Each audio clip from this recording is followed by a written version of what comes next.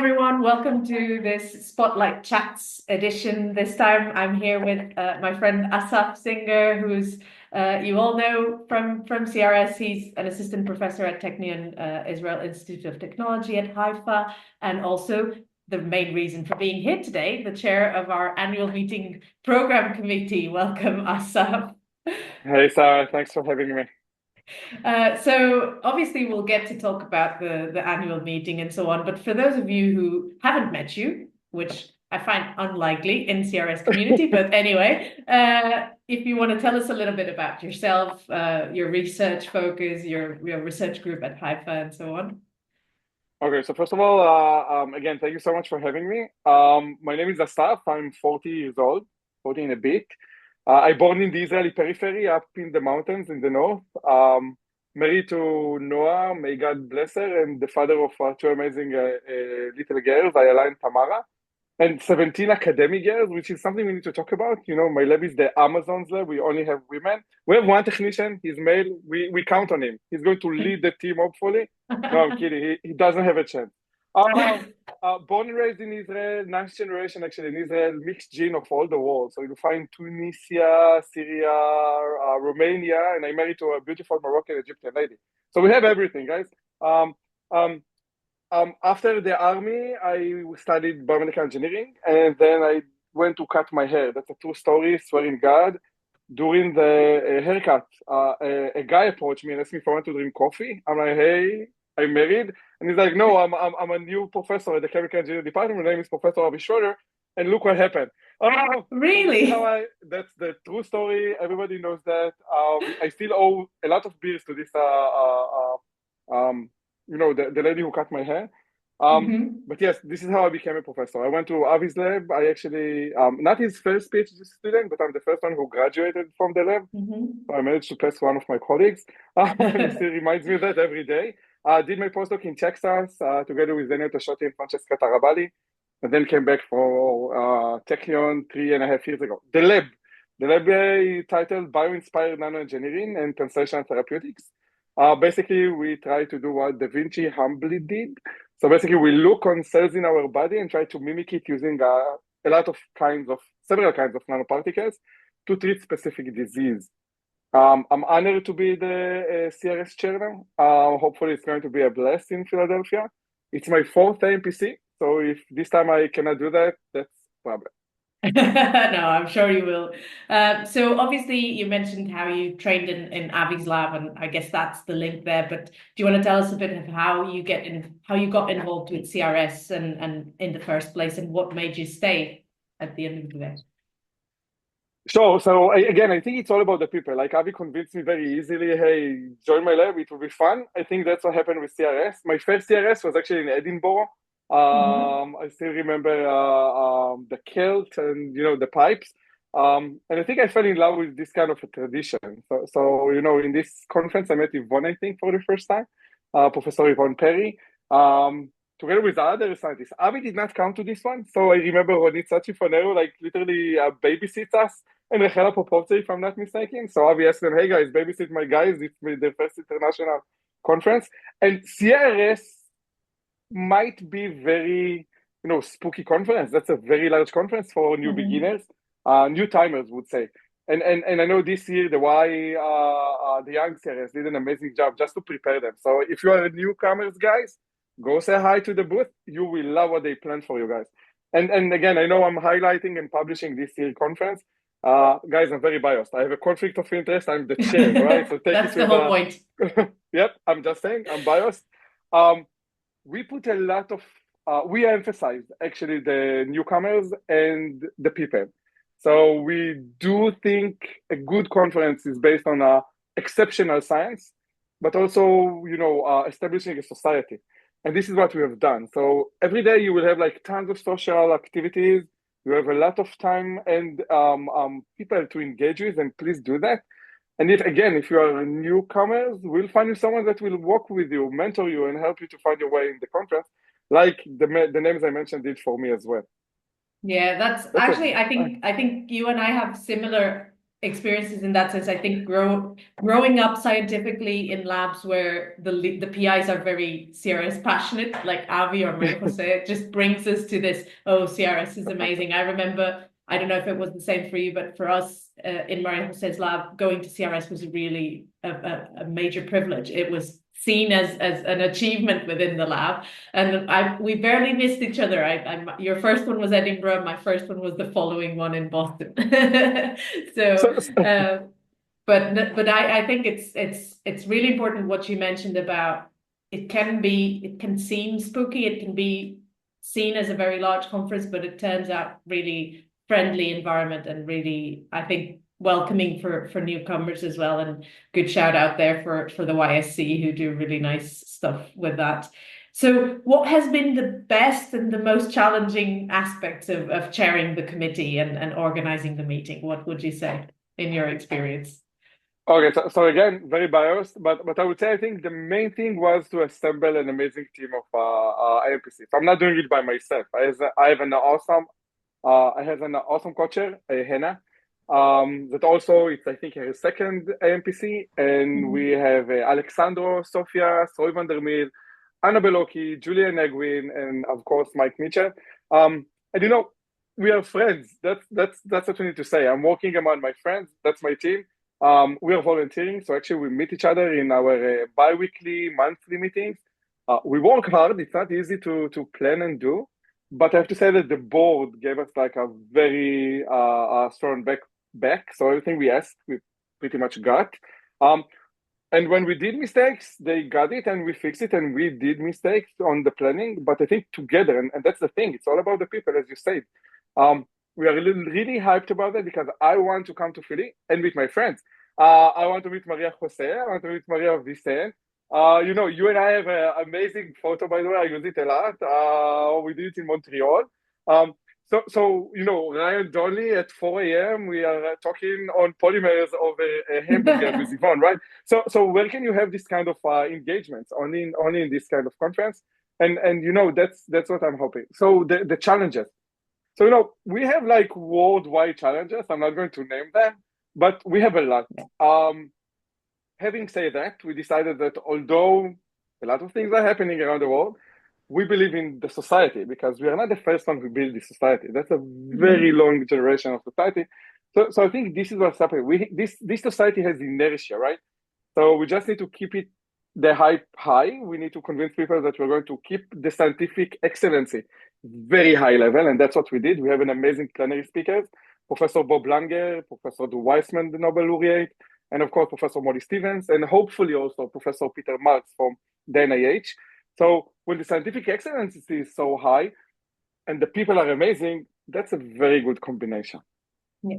Yeah, I think you're right. I think it might be tricky at the moment, but I think if we keep the spirit of the society and move on and keep moving forward, I'm sure it's gonna be a great meeting. We are standing on the shoulders of giants, right? We just need to push it forward. That's what we are doing. Do you feel like that's impounding on you? Do you feel like it stresses you to be standing on the shoulders of giants? Because obviously it's a society with such big impact in science, but also in our careers and so on. So how do you feel about that, about this role? Wow, that's a very honest question.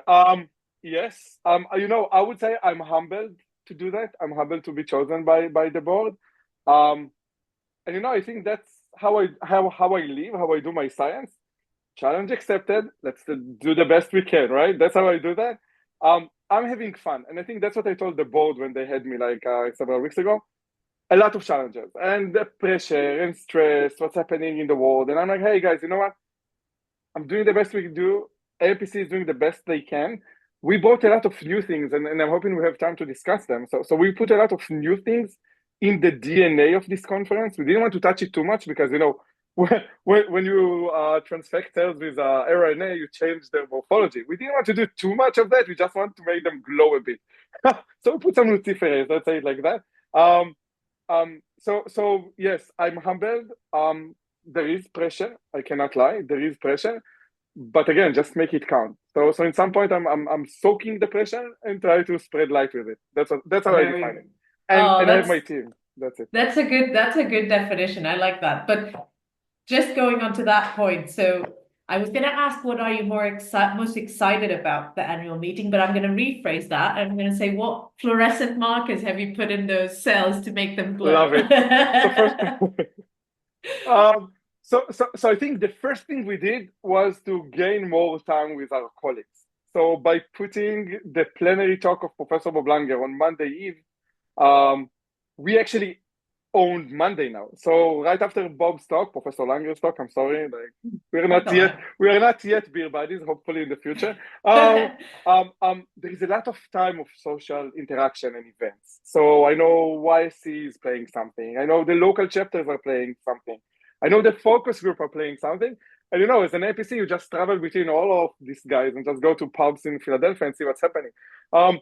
So we earn Monday, as I call it, and then we have these full days of exceptional tech talks, and these tech talks are full. So we basically increased the number of invited speakers. We doubled it compared to last year, and this year we did double blind peer review for the first time, as far as I know. So basically, everyone who submitted an abstract were reviewed by at least 7 external reviewers, which did not know who is the submitter. So I can say for sure, we chose our speakers in the tech session based on scientific excellency. If you submitted an abstract, you had a very good chance, if it was a good abstract, to be elected as an invited speaker. And that's what we really like, and that's what my MPC always said. We want transparency. We want scientific excellency. We want transparency. We want to have fun. The second thing we done, and we put a spice that we call Professor Anna Belocchi. So Professor Anna Belocchi added some Anna Belocchi kind of ways. So every morning we'll start with rise and walk. You can go with luminaries. You can go with professors, young students. Just run, walk, whatever you want to the stairs of Rocky. Take a nice picture, come back to the conference, and then every night will be closed with a social event as well.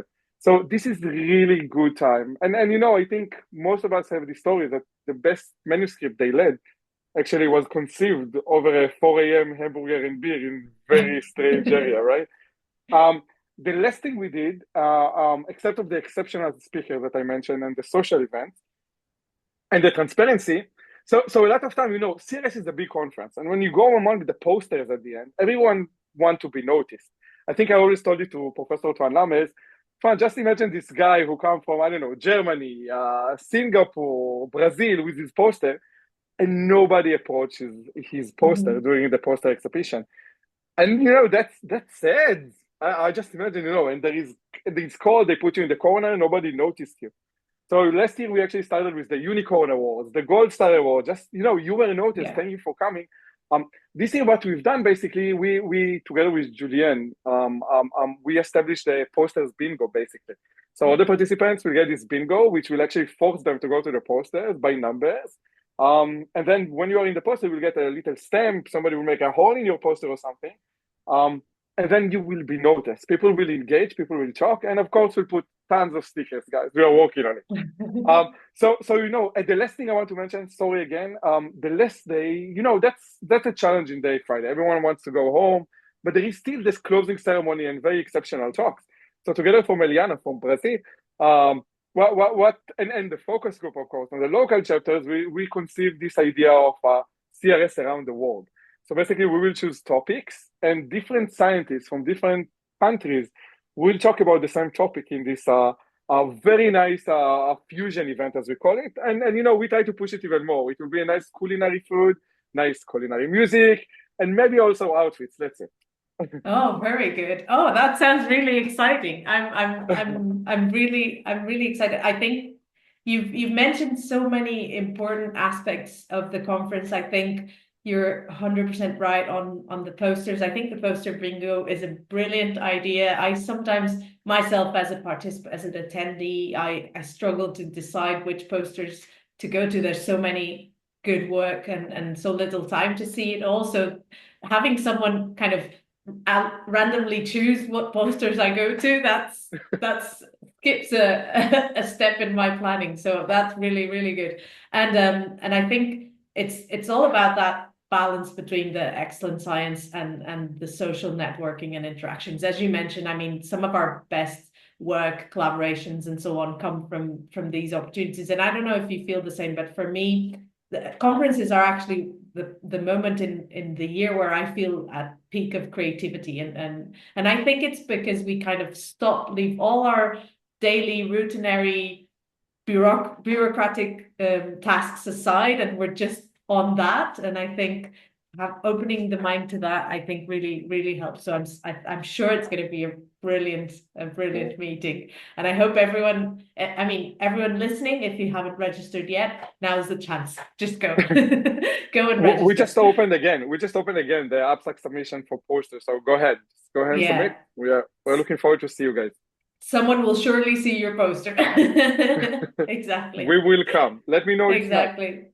So just before we wrap up, this is a question I ask all my guests on this Spotlight Chats, and I'm sure you'll have a long list like I do, but if you had to choose 2 or 3 role models, 2 or 3 people in the field who have inspired you to become who you are, who would those be and why? Oh no. I know. Right?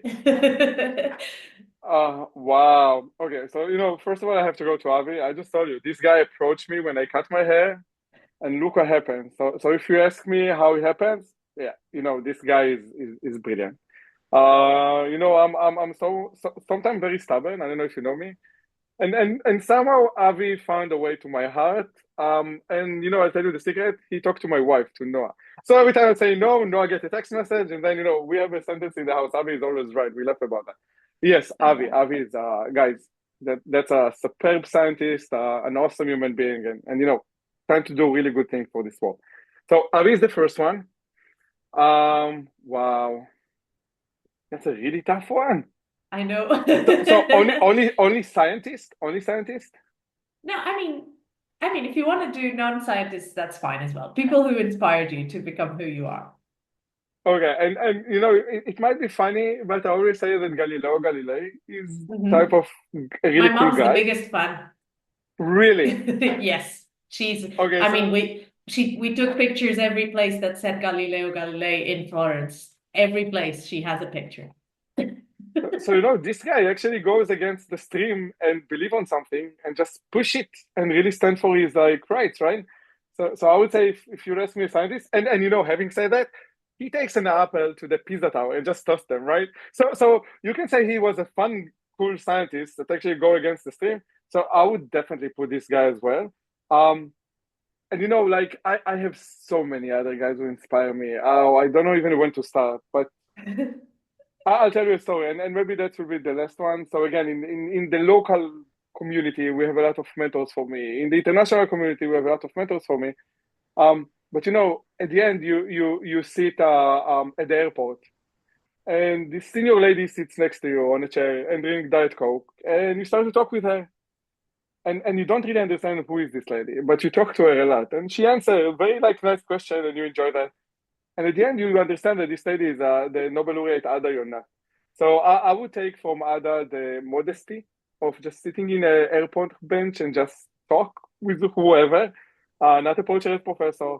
So I would say she inspired me by, her amazing science, but also by her modesty as well. And if I need to choose more, of course, all the guys in CRS who touched me, that's what I would say. I think you once told me that in Montreal, right? So every conference, you take one back good friend home, right?